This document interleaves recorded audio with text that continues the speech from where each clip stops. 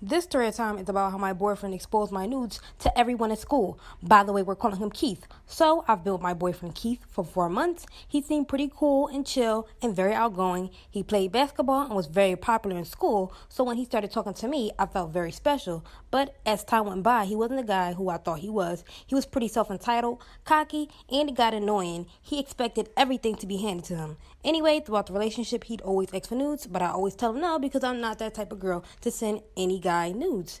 He'd always get mad at me and say couples are supposed to do that type of stuff, but I didn't give in. I'd always take pictures of myself because I liked my body, but I would never send them to anyone. One day, Keith comes over to my house. We chilled for a little bit, and then my mom had called me.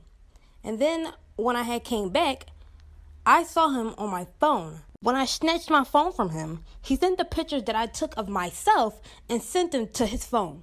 It get really reckless after this. This is part 2 of how my boyfriend exposed my nudes to everyone in school.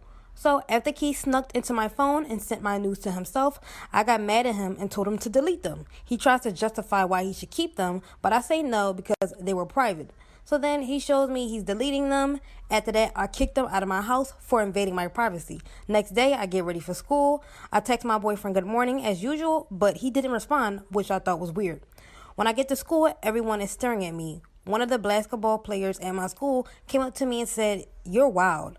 I was like, "What?" When I get to class, one of the girls sitting in front of the class said, "Girl, you're bold," and I'm still confused. When I sat down at my seat and I opened up my phone, I went through Snapchat, watching everyone's stories, and I saw my nudes on one of Keith's friend's story. After this, it gets terrible.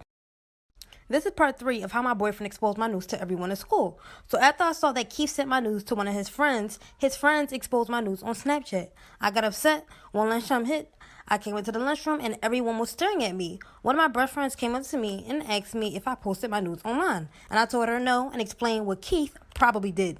That lunchtime hit and we went around searching for him, but he wasn't there. I didn't know what to do, but my friends tried to convince me to go to the counselor, but I was embarrassed and I didn't want anyone to know about them or for them to tell my parents. I tried texting Keith on why did he do that, why did he send those people my pictures, but he just blocked me. I wasn't even sad about it no more, I just got upset. So I called my older brother about it and I told him what Keith did. And he said he'd be at my school at the end of the day and that he'll handle the whole situation.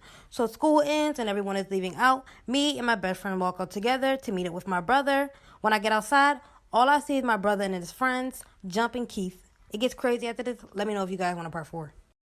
This is part 4 of how my boyfriend exposed my nudes to everyone in school. Like I said earlier, I was supposed to be meeting up with my brother after school, but I saw him and his friends jumping my boyfriend Keith.